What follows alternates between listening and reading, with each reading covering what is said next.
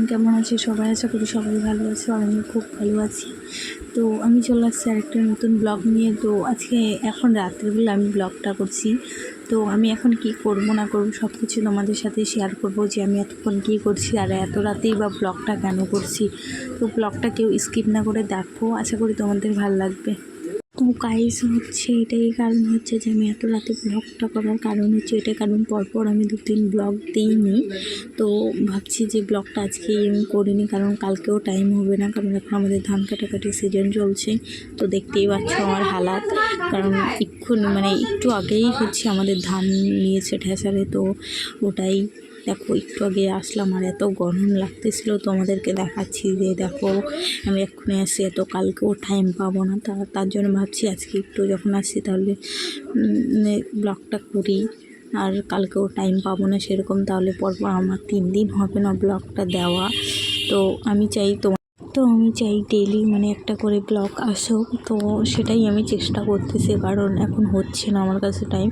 আর দেখো অবস্থা স্কিনের, বা বুঝতেই তো পারছো কি যারা ধান নেয় তাদের অবস্থা তো বুঝোই, আশা করি তোমরা জানো কি। তো গাইস দেখতেই পাচ্ছ আমার অবস্থা, এখন আমি স্নান করতে যাব।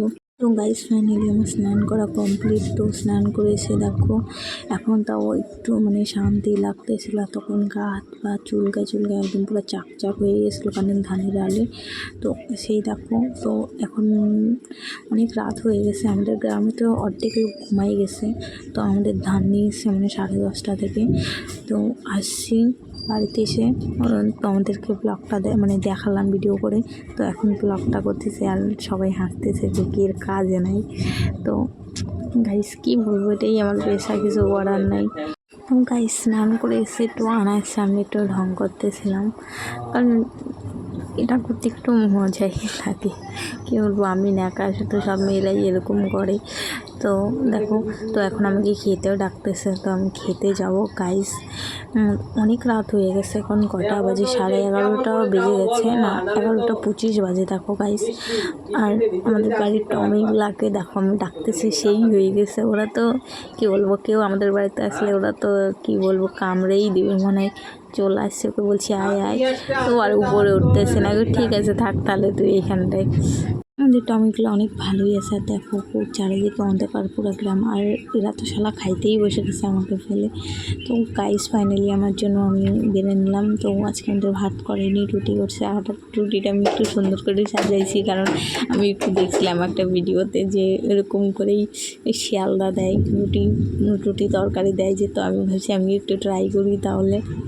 তো গাইস আমি সেরকম একটা রুটি খাই না, বাট আজকে বাধ্য হয়ে যেতেছে, কারণ ভীষণ খিদা পাইছিল। আর দেখো আমি রাক্ষসের মতন খাই নিচ্ছি। খাওয়া দাওয়ার পর আমি বিছানা করে নিয়েছি। তো গাইস আমাদের বাড়ির সবাই ঘুমাই গেছে, আর গ্রামের লোকের তো এতক্ষণে সকাল হয়ে যাবে আর কিছুক্ষণ পর। এখন 12টা বেজে গেছে, পাক্কা 12টাই বাজে খাওয়া দাওয়ার পর। তো আমি ব্লগটার বেশি দূর নেবো না। তো ভালো লাগলে লাইক কমেন্ট সাবস্ক্রাইব করে